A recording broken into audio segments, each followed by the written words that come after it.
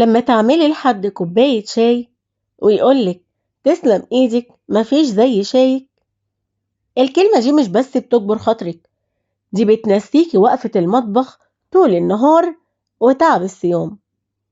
في ناس فاكرة ان التقدير ده لازم يكون هدايا وذهب، بس الحقيقة ان اغلى هدية هي ان اللي قدامك يحس بتعبك. كوباية الشاي دي هي الترمومتر بتاع المودة. يا جماعة، اجبروا خاطر اللي بيخدمكم بكلمة حلوة.